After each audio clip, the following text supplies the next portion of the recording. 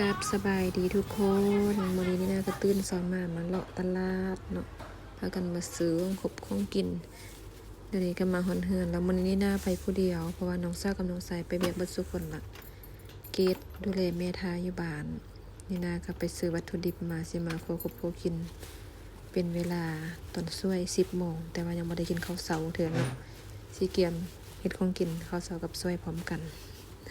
ซื้อหลายออกตลาดเธอได้นะงบมื้อนี้ก็หมดไป200,000ปลายเกือบ300,000พุ่นแหละซื้อป่ามาเด้ซื้อมากใหม่ซื้อข้าวสารมานำกันหน่อยนึงเขาเคียงได้ก็กินบ่ได้ติว่าแต่ก็ได้กันแค่น่าจะได้อยู่เสมอแต่ก็นึ่งเขาวเหนียวกินทางนี้นึ่งเขาก็ได้นึ่งจังซี่เนาะเจาะก้นหม้อแล้วก็นึ่งใส่หม้อไฟฟ้านี่เพราะว่าบ่มีมันดังฟืนดังไฟเมื่อนี้นี่ได้ไปตลาดมาเนาะไปตลาดที่เช้ามาอยู่นี่บ่กันโดนห้างกับหัววันอยู่นี่มีตลาดปักใหญ่ๆตลาดไปหม้อนี้นะใหญ่แค่ใหญ่บ้านแล้วก็ปักหลายๆแล้วก็บ่ได้เพียงอีกปกติอันไปหันก็มักไปแต่ตลาดเช้าเนาะเพราะว่าบ่ฮู้ว่าอยู่นี่มีตลาดใหญ่วันนี้ไปก็ซื้อมาก็แบบหมดไปก็2-3แสนน่ะนะงบประมาณออกตลาดเทื่อนึงนะก็ซื้อมาหลายอย่างแต่ซื้อปลานิ่มมาซื้อปลากันเฮ็ดแกงต้มยำกินแล้วก็ซื้อผักซื้อหยังมายะมาแล้วก็ซื้อข้าวเจ้ามาเด้สลัดข้าวเจ้าทุ่งหนึงกัน1.5 คุณโก5 กิโลข้าวเจ้านะที่พากันคั่วกินก็ยังบ่ได้กินข้าวเช้าเทื่อเนาะกินมื้อนี้เฮ็ดเป็นอยู่ติเนี่ยแกงป่าเป็นอยู่เฮ็ดแกงส้มก็ได้บ่ได้ซื้อขนมก่อนมาเฮ็ดแกงส้มกันกินเพิ่นสิตำมีหยังกินนะเดี๋ยวนี้เนาะเอาซื้อปลานิ่มมาตัวนึงน่ะตัวใหญ่เติบโลนึง50,000แต่ซื้อมาเป็นโลป่าตัดเป็นตัวเรียบร้อยแล้วซ้ำนี่แหละเติบอยู่นี่70,000ก็ถือว่าแพงเลยป่าปกติบ่ค่อยซื้อกินเพราะว่าบ้านเฮามันอยู่เข้มข้นก็กินปลาตลอดเนาะบางทีก็โดนซื้อกินเทื่อนึงจากแต่ก่อนหั่นน่ะโลนึง18,000หรือว่า20,000กีบเดี๋ยวนี้หั่นโลนึง50,000ปัจจุบันที่เราซื้ออยู่นี่ถึง70,000ก็ถึงเงินบ้านก็ประมาณ100 กว่าบาทนี่แหละก็คือว่าแพงไม่ค่อยได้ซื้อกินปกติก็ซื้อแต่เนื้อหมูโลนึงก็90ปลายพันก็100 กว่าบาทก็คือว่าแพงเดี๋ยวนี้เพิ่นสิตำเมียงกินมาจังสิกลัวกินเนาะเดี๋ยวนี้ดูตรงนี้ก่อนเอามาสุกเด้อกินเมี่ยงไปก่อนเขาเนี่ยคือว่ากินตำเมียงก่อนแล้วก็จะกินตำเมียงมี FC ไล่คนบอกว่าเฮานี่นะโดดไทยอันไปจ่ายตลาดเด้มันบ่มีไผไทยซัวแล้วเฮาบ่มีกองไทยเนาะจับโทรศัพท์ไทยบ่ค่อยสะดวกมันมีกองไทยไปกับปักคนแต่ว่าจับโทรศัพท์มันต้องมีคนจับซวยนะเราปกตินี่นะก็ไปผู้เดียวเพราะว่านู่นนี่กับน้องสายบ่ได้อยู่เขาไปเฮ็ดเวียกก็บ่เห็นให้เบิ่งแม่ก็เลยก็ฝากเก็บมานี่เบิ่งก่อนนี่นะก็เป็นใจตลาดผู้เดียวแล้วก็มันอยู่มายะเด้เนาะคนได้วุ่นวายแล้วก็อายเด้เขาเจ้าเด้สิไปแบบจับกองรถไทยมันก็เฮ็ดบ่ค่อยได้ก็ยังอายอยู่เมื่อไว้มีเวลาเราว่างก่อนถ้าเก็บมานี่ได้ไปนั่งก่อนจะเก็บมานี่ไทยทางใจตลาดนะปกติก็ฮิปไปก็ฮิปกลับเดินหอนเดี๋ยวคนไล่ไปช่วงคนช่วยเนาะไล่มันอีตันเนี้ยกินนะเพื่อนที่เปียกอ่ะ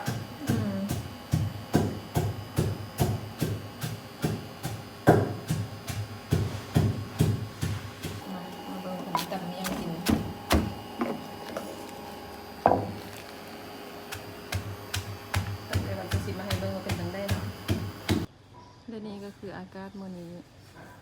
แดดร้อนตอนแรงมาฝนตกเมื่อคืนนี้ฝนก็ตก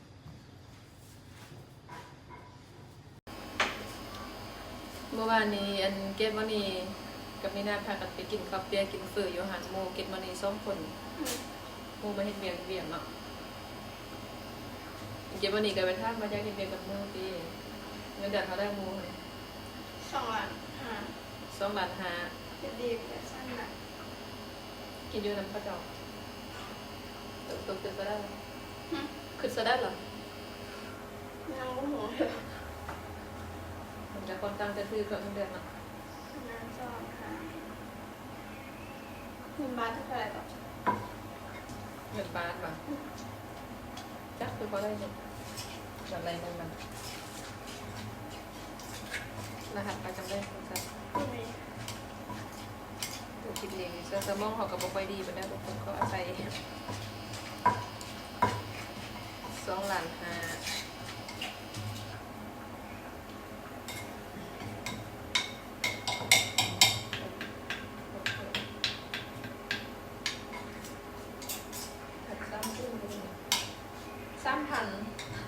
4,000หรือ4,000 บาทอันเงินเดือนนะบ่นั้นที่ว่าลูกเก็บมานี่ไปเฮ็ดเวียกกันเดือนหาอาหารนะ ไม่ได้นอนจ้ะ แต่ว่าเฮ็ดกลางคืนเด้อเปิดประมาณ5 โมงแรงปิดชั่วโมงก่อน4 โมงเช้าอะปิด4-5 โมงเช้าเป็นเรียนกลางคืนเป็นเดือน2,500แต่ว่ากินอยู่น้ำพระเจ้าเมื่อวานนี้เก็บมานี่ก็ไปท่าตอนนี้ก็ยังคืนอยู่ว่าสิเฮ็ดอยู่บ่เฮ็ดแต่คันมันบ่ได้รับได้นอนก็บ่อยากเฮ็ดเนาะมันอึดก่อนบ่อยากเฮ็ดมันได้แต่อยู่นำไปก่อนแล้วก็ถ่ายคลิปบางทีอันถ่ายคลิปนึงเอาลงซ่อมตัวเองหั่นน่ะถ่ายนาทีนึงก็ตัดไปแล้วอายกองมีอันดีๆเขาเป็นจังสีเอาของมันแคบเลยในเมืองมันจำเป็นปกติจะกินข้าวเจ้าไม่น่าแต่ว่าข้าวเจ้าเบิดแล้วข้าวเจ้าว่าค่อนข้างจะแพงเลยกิโลนึงก็25,000ก็เลยแล้วข้าวเหนียวนี่อย่างนึงก็กินข้าวเหนียวมาเบิดตัวเลยจะกินข้าวเจ้าแม่กระป่วยเลยคิดไปกินข้าวเจ้าก็น่าจะดีกว่าเป็นเบิดแต่ข้าวเหนียวมาเบิดเลยบ่อย่างนึงเนาะมีเอฟอีกนึงแบบเอฟมันนี่เซอร์บุกโกยังไม่ก็มีเลยมีอยู่ก่อนเดี๋ยวจะเบิดค่ะ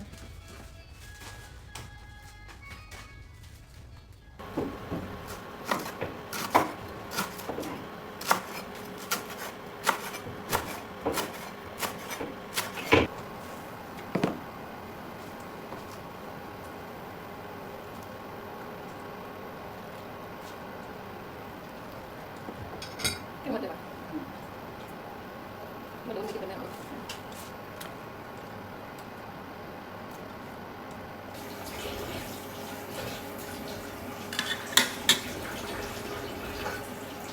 เดี๋ยวนี้ก็เสร็จเรียบร้อยแล้วพากันมากินข้าวเช้านำกันเด้อตอนนี้ก็เป็นเวลา12 โมงเนาะข้าวเช้ากับข้าวสวยอันเดียวกันเลยแม่เพิ่นจมหิวข้าวแต่ว่ามื้อนี้บ่ทันเนาะยีน่าก็ยุ่งตั้งแต่เช้าพุ่นน่ะตื่นมาก็ประมาณ 7-8 โมงแล้วก็ลุกมาเฮ็ดเวียกหั่นเฮ็ดนี้แล้วก็สิไปตลาดออกไปตลาดผู้เดียวมายุมายะกลับมาก็มาคั่วกินให้เพิ่นกินอันนี้ก็คือชีวิตประจำวันของนีนาเนาะ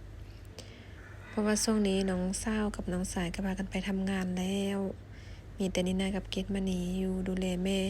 กันมาได้นีนาโอเป็นดอก็ได้ฝากเกดมานีเบิ่งแม่ท่าเพราะว่าแม่ยังลุกย่างเองบ่ได้เทื่อต้องมีคนพยุงซอยอุ้มหรือว่าจมเราย่างไปให้เพิ่นจับไม้คันเท้าย่างต้องได้อยู่ดูแลเพิ่นตลอดขาดบ่ได้เนาะคันเกดไปนีนาก็ต้องอยู่คันนีนาไปเกดก็ต้องได้อยู่ดูแลท่าเนาะของกินมื้อนี้ก็แม่นแกงปลานิลบ่ได้กินโดนเนาะเพราะว่าอยู่บ้านก็ติดน้ำคลองเนาะก็คิดฮอดปลาน้ำคลองอยู่บ้านอยู่มาพี่ยังก็ได้ซื้อเอาหมดผักเส้นนึงก็ได้ซื้อก็ยอมคือกันค่าของ10ในเมืองก็ได้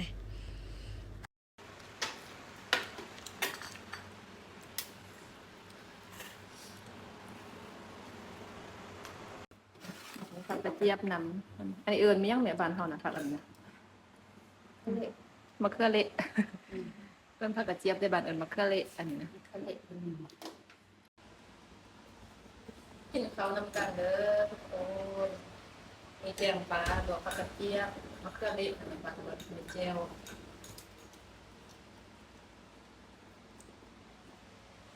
แกงบดในตำนาน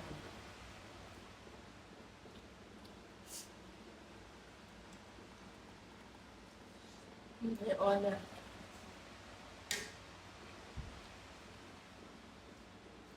เราก็ช่วยกัน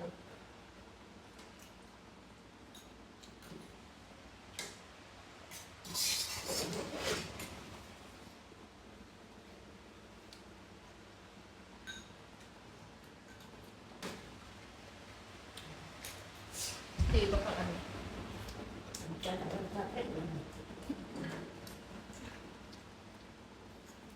เกี่ยวเนาะ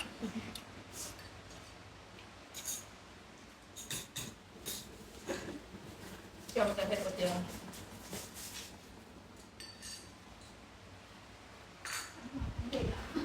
แพ้ด้วยพี่แม่แม่นี่ต่อเด็ก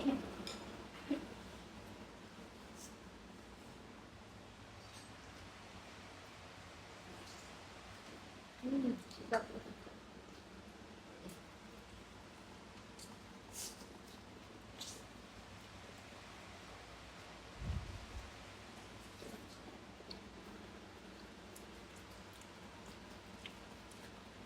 ไม่เจอกันคลิปไม่เด้อคลิปนี้กินข้าวก่อน